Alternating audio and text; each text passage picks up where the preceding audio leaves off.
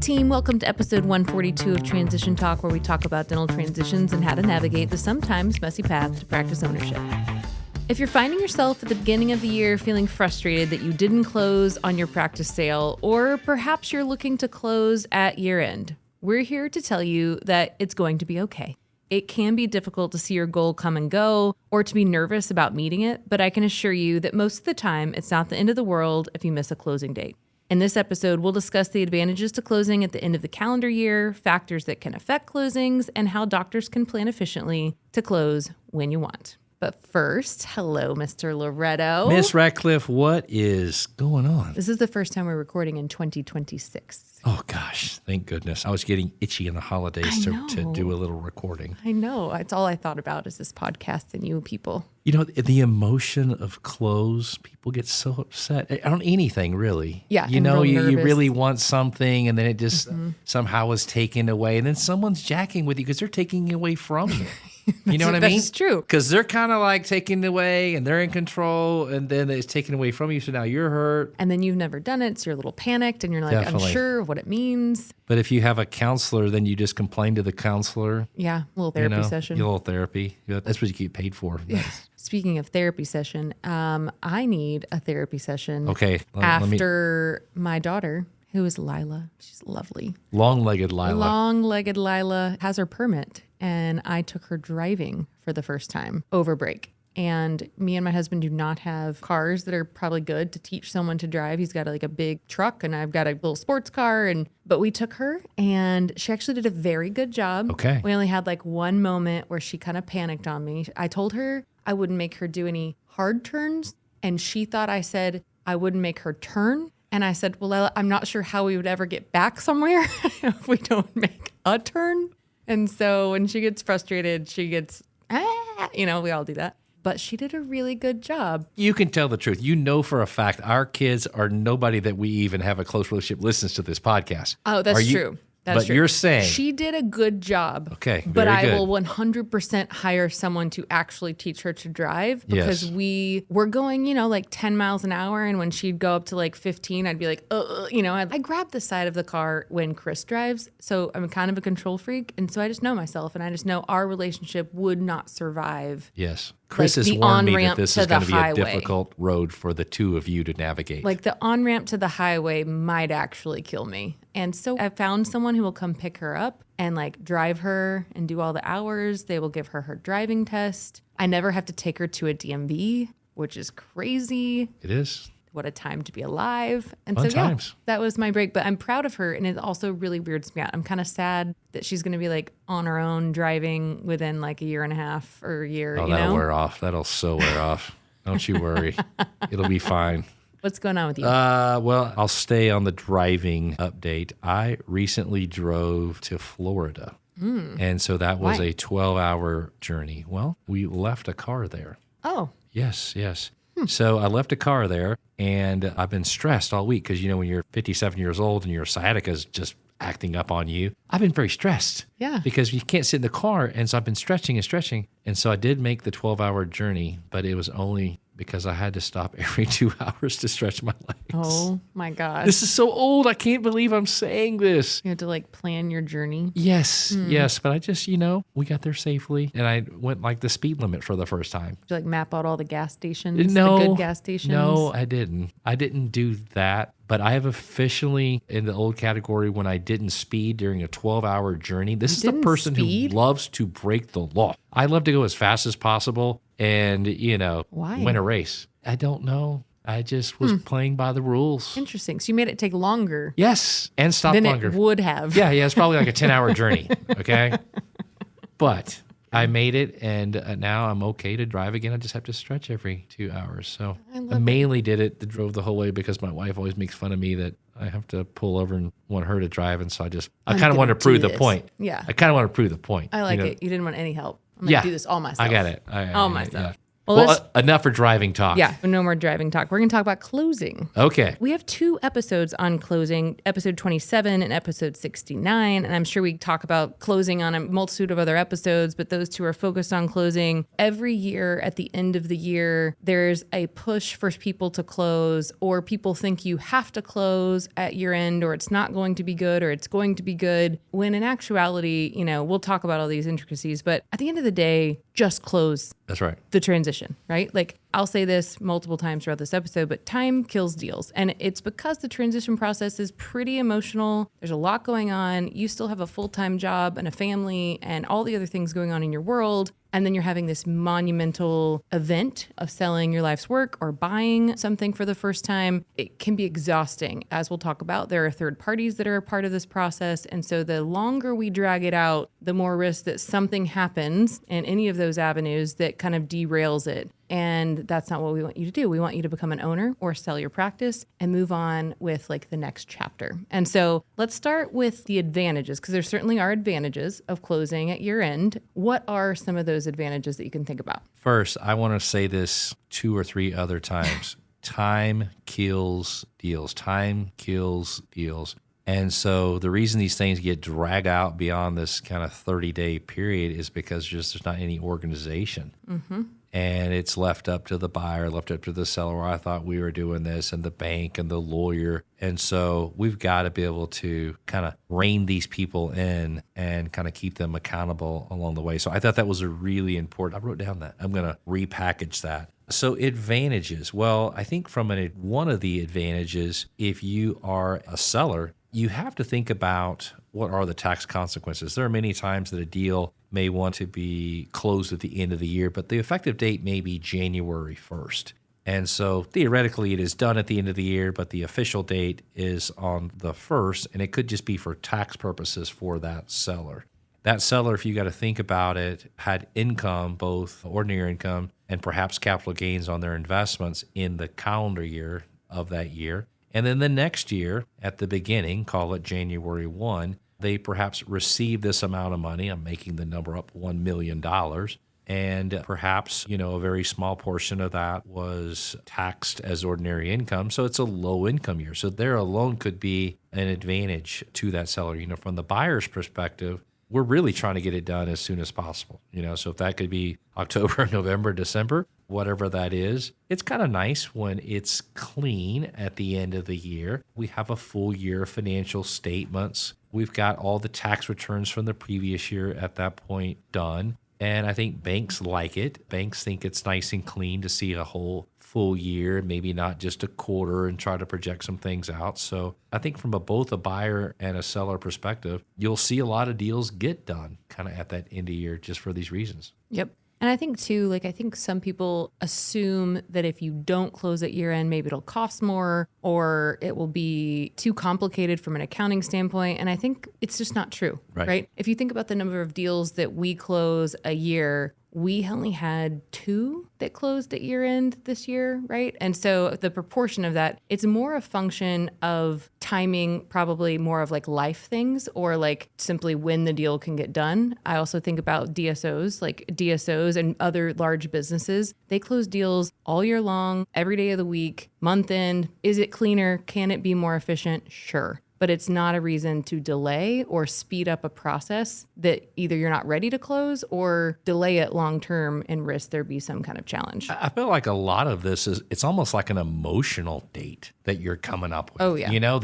It's June, we're going to close at the end of the year. I mean, why wouldn't we close in August? I mean, I can make a case to where if the buyer is going to make, for simplicity, $500,000 a year after they close, and we're having conversations with somebody in June, they're like, well, we're going to do it in January 1. Well, to me, I'd like to advise that buyer to perhaps buy it sooner, because for every month that we could buy it, it could increase the cash flow to the buyer by $40,000. $40,000 times 12 or close to the 500. So why wouldn't we buy it sooner? Yeah. And so to me, it feels like it's this date that the seller, perhaps the broker, and buyer just kind of maybe agree to, but it's not necessarily like the most magical thing. you can make the argument if the seller says, well, hey, I want all of my money this year and I have a specific tax plan for 2020, whatever. And for those reasons, this is why I'm going to do it, because in this next calendar year, I'm not planning to have any earned income.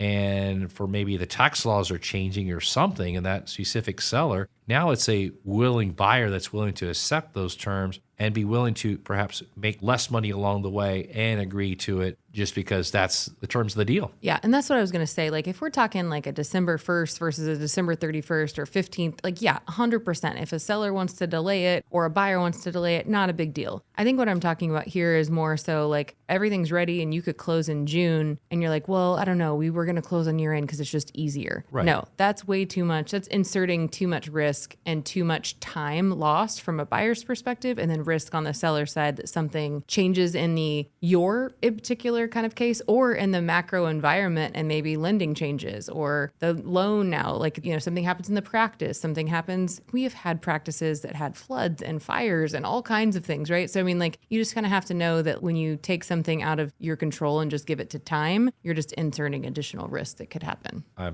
100% agree. Well, I mean, once buyer and seller have looked at everything, if we can get this thing closed in a 60 to 90 day window, then all people need to move forward. For this 6-month waiting period, because it feels good, it's just asking for a disaster. Something's going to happen. Yeah, there's something that I like to say, and if I'm working on a transition and there is not a close date set, it is just guaranteed to be a long process and guaranteed to continue to push that out. If we are working on a deal, the first thing I say is like, what is the close date? And I ask that so that I can know that I can work backwards, right? If I know that we're closing in 3 months, then I know we have X amount of time to get an LOI. Then I know we need legal documents by this date and we need them to the lender by this date so that we can make sure we have operational time before we close. So it's almost like you're setting the date and working backwards so you can plan efficiently and make sure everything has a chance to get done. If someone were to call me today, mid-January, and be like, I'm going to close mid-February, I would say that's probably unlikely. Not that I don't want you to close. I want you to close as soon as possible, but I know all the things that have to get done in between now and then, which we'll talk about here in a second, all the third parties that we don't have control over that are not going to allow that to happen, right? And so being able to kind of set that close date, if you're listening right now and you're going through a transition and you and the seller are just like working towards it, but you don't know what, you're never going to close, because something will always come up, and lenders and attorneys, if you're listening, lenders and attorneys, I love you, but you guys will take as long as possible to do whatever you need to do. And so that's a critical piece. And that kind of goes to that time kills deals. Yeah, I mean, I love it. Someone says 3 months, perfect. Someone says 6 months, why? Someone says 1 year, why? Yeah. And call me back when you're 3 months out. Well, I kind of want to take a look at it and guide me through this. What's the point? We're not closing. Yeah. Or when you're going to do all the things, and you're just going to be like, we're going to sign, like everything's going to be done, but lending's not going to be done a year in advance. But if it's 6 months, okay, great. We can do that. But like, we're going to plan things accordingly so that we're not having to do any rework and that everyone feels comfortable and we're not losing interest But there's always the rework, Christy, because if I looked at the business from January to March, I'm running numbers out, but now you're asking me that we're going to close at the end of the year. So I've got to now see the financial statements up. I've got to ask more questions. What's changed? So there's always going to be this work. So I'm going to flip it a little bit. Okay. You're always the amazing interviewer, and I don't know what I am. If not an amazing interviewee, I guess I'm just a participant in this podcast at this point. You're an amazing podcast host. So I'm going to be the interviewer. So your team does this amazing job of kind of getting everyone ready. Now, there are times that things are going to be perhaps out of your team's hands, and I would even say out of the buyer's hands for many of these. Give me some examples of things that will really put a hiccup on this deal, that it's going to really prevent the closing. Just kind of walk me through. I'm sure there's the building, the landlords, and all this stuff. Like, what are some things? Yeah. So, and I've said this already, but the main thing that will hinder your close, if you're buyer seller listening, is third parties who you're not in control of. Right. So we're talking, if you don't own your building, seller, and you have a landlord, that landlord has to assign over your lease to the buyer. That landlord has zero motivation to do that. They're going to get the same tenant at the same rate, and they have no motivation to do that quickly or do that on your time frame. And oftentimes landlords will ask a lot of questions about a younger buyer who doesn't maybe have the assets that you have as an older seller. So lease assignments and landlords will cause a delay if you don't do that soon enough. Now, Sellers are always talking about how they don't want to tell the landlord until everything's done, or my landlord's great. I haven't had any problems with him. Maybe that's the case, but if you wait until 2 weeks before close because you're nervous, you have to know that you're inserting the ability for that landlord to say no. Oh, well, now that landlord has to send that lease assignment to their attorney, and that attorney now is backed up and they need 30 days to review. So landlords are a problem. Okay? We've had them where they've gone on vacation. Oh, vacation. Oh, we're out of the country. We're not going to be dealing. We're going to Europe. We've got an Italy trip. I just not want to deal with this right now. It is rough. And they always come around, but it just takes a while. And so you want to be ahead of that. And if you're a seller and you are thinking about transitioning your practice, I want you to look at your lease. I want you to make sure there's a right to an assignment. I want to make sure you understand what that process is. Is it 30 days? Do you have to pay a fee? What does the buyer have to have? Be prepared, right? When we talk about how to be efficient and make sure you've done everything you can, do your homework on what that landlord and lease assignment looks like. I think I'd add to the point of the buyer listening, you really need to know that this is an obstacle in front of you. So it's time to present. Mm-hmm. You know, you show up early, you look sharp, you compliment, you're excited about the transition and working with the landlord going forward. So make sure that you're putting on your best possible game day face for this meeting. Yep. You know, another option or another third party that can kind of get in the way, attorneys. So attorneys, we've talked about this. If you are listening to this podcast and you don't know what I'm about to say, then shame on you. You need to hire a dental specific attorney that does dental practice acquisitions, partnerships, transitions, period. Okay. You need an attorney, and it is your job to understand what your attorney is telling you and to tell your attorney what your goals are in the transition. I like this transition. I like these terms. And here's what I need you to review in this agreement. I need to understand legally if this says what I think it says. Here's our closing date, and you need to stay on top of that. There have been numerous times that attorneys, not the ones we typically use or recommend, but, you know, kind of the rogue attorney who will hold documents. They will go on vacation. They will take forever to set up calls to go over comments. And you have to remember, you have your documents. You're going to review with your attorney. You're going to pass over to other party. They're going to review with their attorney. Then it's going to have to come back. You're going to play that game of ping pong multiple times. And where we run into problems is either non-responsive or non-experienced attorneys, or clients that just listen to the attorney without any kind of like reasoning. And I'm not telling you not to listen to your attorney, but I'm saying there are times when an attorney will kind of get bogged down in something that's like very unrealistic that will ever happen or very immaterial and kind of dig in. And then that will start causing animosity and delay because now we're kind of batting there. Remember that your lender is going to have to look at your legal documents too. And so you make sure you want to give those legal documents to your lender so that they can review them, propose any changes. So it's not like you and your seller or buyer go through this whole negotiation process, then give them to the bank. The bank's like, whoa, wait, never mind. We need this term to be different. And now we're back to square one trying to figure out like how we're going to do that, who's unhappy and who's not happy. So lenders and attorneys can put a delay in there. I would say is remember when, and I've said this multiple times, if you've ever met me either in lecture or on this podcast, is you definitely need an attorney. But I would say is get and have a relationship with the attorney and say, look, I understand this deal. I understand the deal is $1 million. I understand how much is the cash I'm going to make. I understand this is the landlord and the lease I'm going to be working with, and here's this. I've thought this through. I'd like to pay you to put a high-level overview and explain some of these things, but this is not a situation where I'm looking for a ton of negotiation. I think if you can bring some ideas, great, but I'm happy to pay you a flat fee. I'm happy to pay you for your time. But I've seen these things drag out for months on end for these one-off things that may or may not ever happen. But even if they did happen, we were talking about maybe tens of thousands of maybe benefit that maybe me, the buyer, would have received if we could move this clause to read this way. But then I can make the argument it took 3 months extra to close and it cost you $120,000 because you would have been making $40,000 each month. Mm-hmm. And then you've now kind of ticked off the seller on this back and forth because his and her attorney bills have now gone up to a dollar amount. And you've lost some of that goodwill. Mm-hmm. And so keeping that communication between you and the seller or the seller and the buyer, keeping that goodwill between you and saying, hey, my attorney is this, they're saying this, I don't want to side with them. I want us to try to figure this out. I think what he is saying or she's saying this. What about if we come up with a solution together to get back with her or him?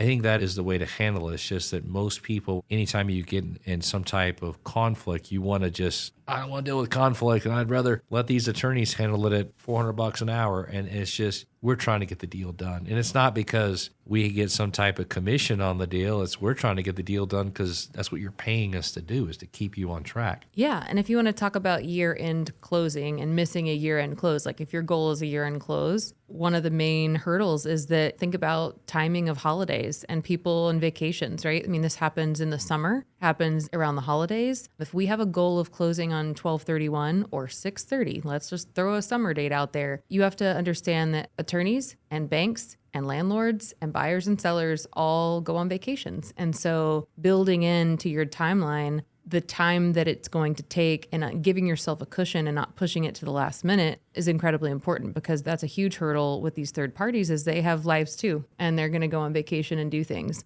I think with attorneys in general, final note on this, then we'll move on. I think the education focus of an attorney is incredibly important. Here's the clause, here's what I'm recommending and why. And then here operationally, here's what it means to you. And a good attorney will say, okay, well, tell me about your transition. Tell me what the plan is. Tell me what's going on. Tell me how long you've been there. And gauge, like, is this a real concern to you? Like, should this be a risk to you? Or is this a very low probability thing that we're talking about? Because not every transition is the same, and not every clause in each agreement is as material to the next party, right? Like, you might be going to a referral-based business, and therefore the goodwill and patient introduction and, referral introduction letter is really important, right? Where you've been in the practice for 5 years, everyone knows you. Maybe that patient introduction doesn't matter as much to you. So, like, who cares? Like, I'll give on whatever that is, because that's not important to me. So I also think like a good attorney will ask questions and figure out and explain to you operationally, what does this mean and what is the risk if we put it in or if we don't put it in. So I think that's really important. It's like you've done this before. I know. It's like That was very well done. That was Thanks. Very good. Thanks. I just enjoy Good at my listening job. to. Yes. Just give me a promotion. Yes. Okay. Is there anything that doctors can do to keep this process going? So it's both the buyer and the seller. And we talked a lot about time is killing the deal. We talked about knowing we've got some factors that we can't control, these third party, call it attorneys, or third party, call it landlords. What else would you say, just kind of a closing note here, on keeping everybody focused? Yeah, I'm going to do a couple of bullets here. One, have a realistic timeline in mind, set a closing date, and have someone on your side, whether you're a buyer or seller, like an us, who understands kind of how to get there in like a methodical, strategic Some way. milestones. Yeah. So like, we should be here by this point. We should be here by this point. And again, you can be flexible, right? But like having a plan and setting a date is really important. 2, and I think the most important, is stay engaged and communicate. Because I think the transitions where a seller or buyer are like locked in, they do what they need to do, they respond, they set up the times, they really kind of take charge of their team and say, hey team, this is our goal and this is what I want and this is what's happening, are the ones where we meet our timelines. Because at the end of the day, our team, right, who facilitates these, we can push and pull and set timelines. But if you aren't engaged and you don't prioritize a transition, like there's kind of not a lot we can do, right? Like I can't make you read the documents. I can't make you gather those contracts. I hope you want to, right? And I hope you're engaged enough to do so. But if timing is important to you, and we always say like, yes, time kills deals, but time is also a non-financial benefit of these transactions. So seller, if you're listening, the goal is that you get more time. And in order to do that, we got to put in a little extra time while we're going through this transition process to get us to the goal. And buyer, again, staying engaged, staying on top of your team, and really kind of hitting the milestones is really important. Setting that 8-12 week kind of timeline, wherever that is, and working back and having almost like weekly kind of check-ins, milestones of kind of where you are, and knowing from our end to guide you, say, oh God, we haven't got, legal docs yet. That's going to at least be 30 days. There's no way we're going to get to that close date of January 1 when we are November 23rd and Thanksgiving's coming up and we don't even have legal docs. Well, yeah, and being realistic, right? If you are looking for a year-end close, like let's say we're sitting here in January, February, and you want to close in December, okay, when do we need to start all of these various pieces? If we're sitting in October and we want to close on December 31st, you're going to have to know that, yeah, you might have to do stuff over Thanksgiving week. And over Christmas, you're probably going to have to do some stuff. If that's not what you want to do, don't set a year-end close. set a January 30th or a February 15th close and build in realistic things of life. Like, I'm going to have my daughter's wedding. I'm probably not only going to not want to do anything that week, I'm probably going to be out of commission 3 weeks before and a week after as I recover. So just being really realistic about what life is going to throw at you too, because it's okay. It's okay to stretch out a close because you have stuff going on, and then you won't feel like you're missing the deadline by not doing it. But being kind of targeted, engaged, communicative, like that's all critical. Well, it goes back to my trip with Roxanne, okay? I love it. I had to plan out my trip for 12 hours. Plan out those stops. I had to plan out my stops and my awkward where this guy is just putting his foot up on the bumper and watching some truckers like, well, who is this long-legged guy stretching his legs out? A little weird here. And then having to get pulled over and each time to have a little potty breaks and stretch the leg breaks. I love it. You got to plan I got accordingly. to plan. And I was patient through the process. I was just checking in. So weren't worried about those third party. No, no third parties. Nothing. I was in control from start to finish. I planned my road trip out. You should really be in control of this podcast. All right, we'll see what happens next week. That's all we have for today. Thank you for joining us on episode 142 of Transition Talk. I really hope that if you are planning a transition that you found this helpful. Closing is a monumental affair, but it can take a while to get there. So keep your eye on the target. And as always, if you need help, you know where to find us. Now, make sure to share the transition love with those who may not know of us yet, and subscribe wherever you listen to your podcast. Until next time. Thanks, guys.